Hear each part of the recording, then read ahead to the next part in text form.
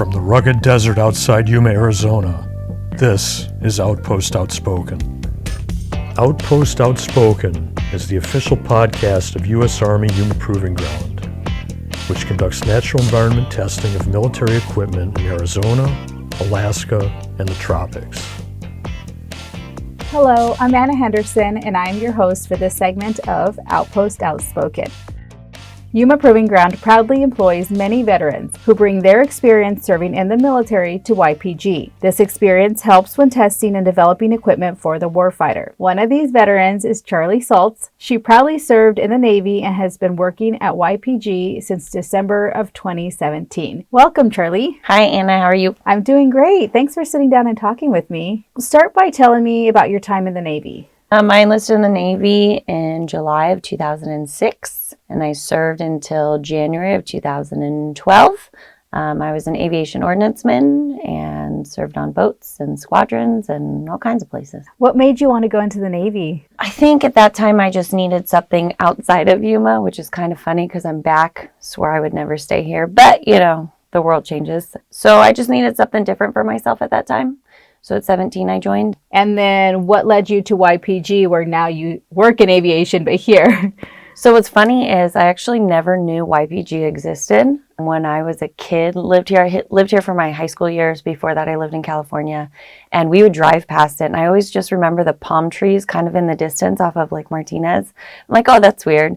But never, it never clicked. You saw the big guns, but I think unless you know someone out here or know a conversation happens, that makes sense. But other than that, no idea. So a customer actually came into the place that I was working for before, and there was a conversation about how his daughter was also an AO.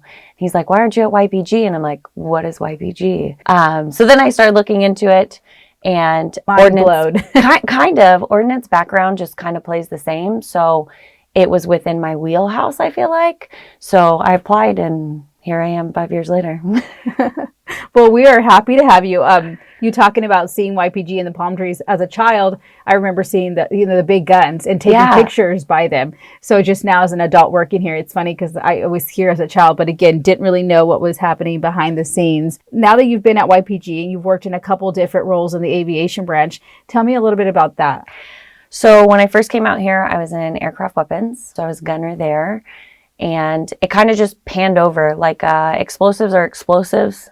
The difference in them, there's technical things that are different, but if you work with explosives, it's mainly just a safety aspect.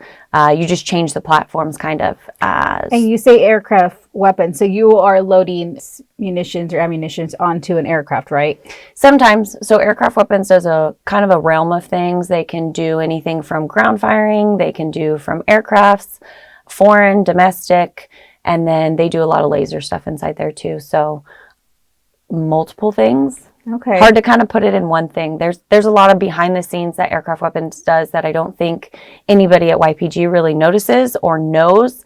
They also do things late at night. We're always just this, it's just a random shop in a sense that probably doesn't get seen nearly as much as what they do. Mm-hmm. I guess if you could put sense. that kind of. I know that you guys sometimes work those weird hours to accommodate the aircraft testing and all of that. So you worked there for several years and were very successful and then moved up from there. So I think it just kind of became a place to where I needed more to challenge myself. That job in itself is manually really hard. Lots of hours, downrange hours. I just needed something, I think, to challenge myself towards hopefully moving towards a supervisor position. So I was kind of topped out where I was at. So if I ever wanted to go past that, I felt like I couldn't with where I was at. So I branched out to go to a test officer to hopefully gain experience to either stay a test officer or go back to that shop as a supervisor. Very nice. I like that you have a plan. So would you say any of the different skills or attributes from the Navy were able to help you in the job that you have now? Definitely. Ordnance is ordnance, like I said. So it varies. Your safety wise is what saves you. As far as going back and forth, there's some things that are way different at YPG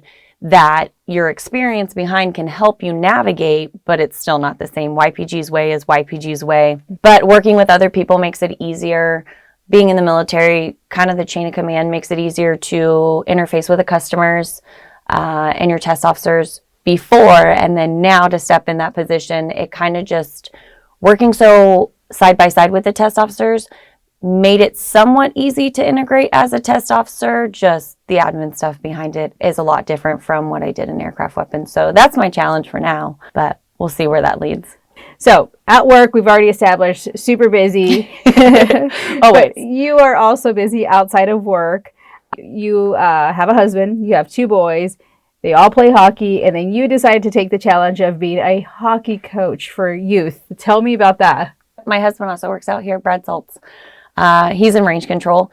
He started the hockey fiasco. Actually, You're blaming him. I'm blaming him. We started coaching last year, 10U Red. So it was a sub team, like a B team to the travel teams.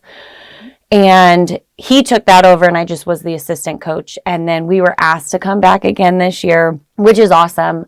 But we had to switch it up because of his schedule. It made it to where I became head coach. He became assistant coach, which is kind of weird in an aspect because that's not how we started. But I love it. The kids are fun.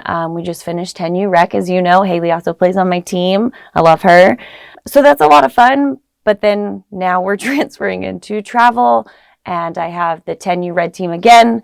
And then I also took on 14U. So wow, look at you. It'll be a busy season. But I look forward to it. The kids are awesome. It's cool to watch the different age brackets change. So having 10U Red last year, seeing those players this year, even in rec or even moving on to travel team, some made the competitive team. So that's cool to see that your hand was in it. But it's cool to see the red team now, like watching them in rec. And what I get to look forward to for travel team is interesting. And then 14U is a totally different breed. Ooh. Yeah. It's a little bit of both. I think you have those kids that are trying to find themselves and decide what they want to do. But coaching just goes towards life. You know what I mean? You teach them discipline. You teach them grit. You teach them that you're not always going to get what you want. You're not always going to win. And it transfers over. So to be a part of that is really awesome.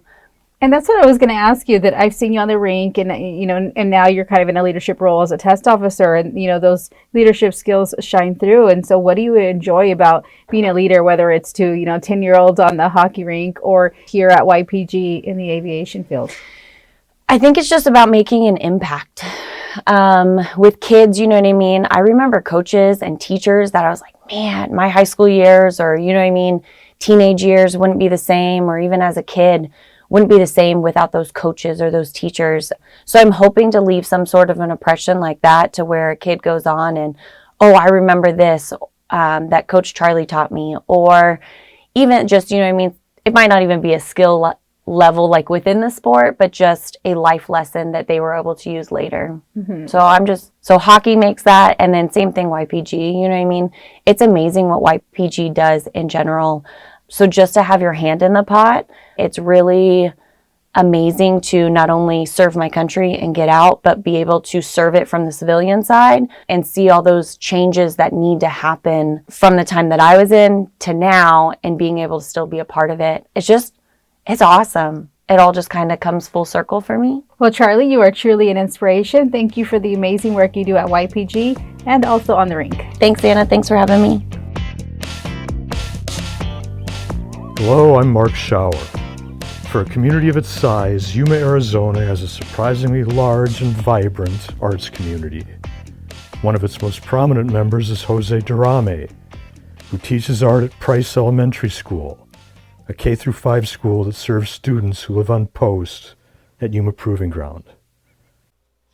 So how long have you taught art in the public schools? I've been teaching in Yuma School District 1 for 18 years as an art teacher. And how many years at Price School? This is my 3rd year at Price. Now, these kids are kindergarten through 5th grade. Yes. What are you trying to impart with them in art classes? More than anything, an appreciation for art.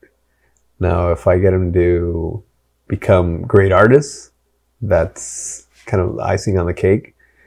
But at least instill in them an appreciation for art, a yearning to understand it, to look at it and appreciate it more than anything.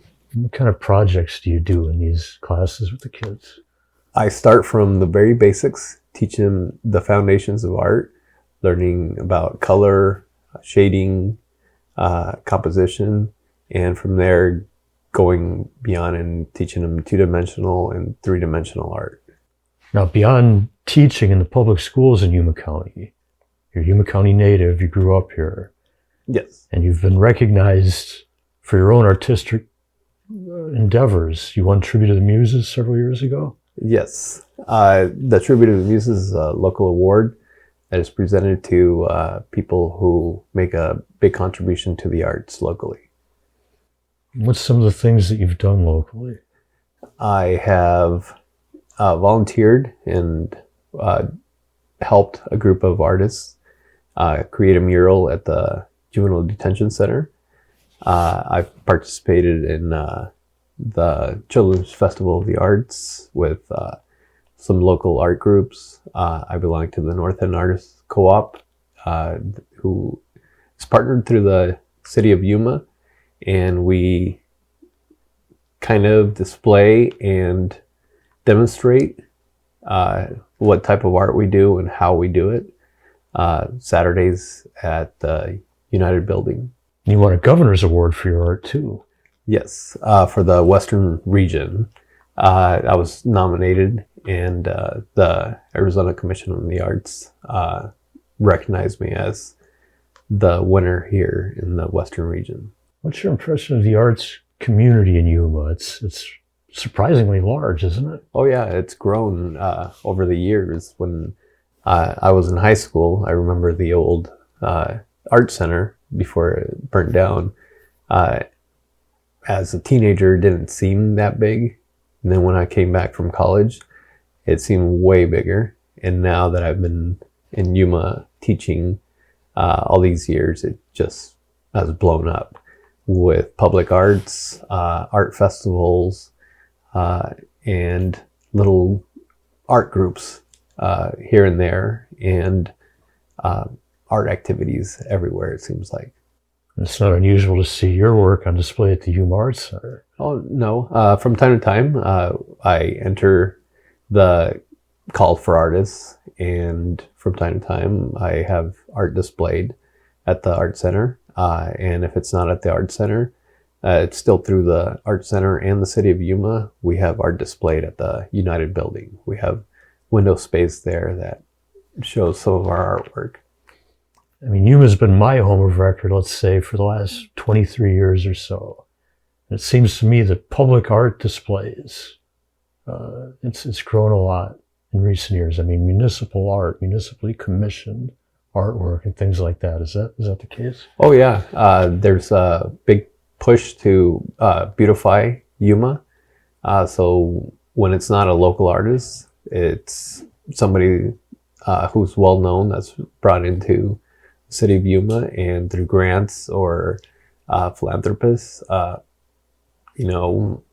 they are able to produce art to beautify the city of Yuma. Do you expect you're going to teach at Price School for a while longer?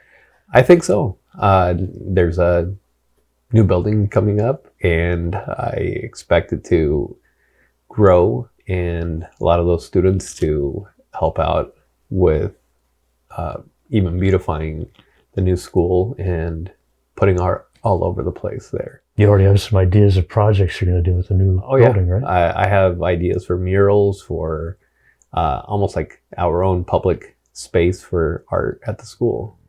Jose Dorame, I really appreciate talking to you today. Oh, thanks a lot. I appreciate it.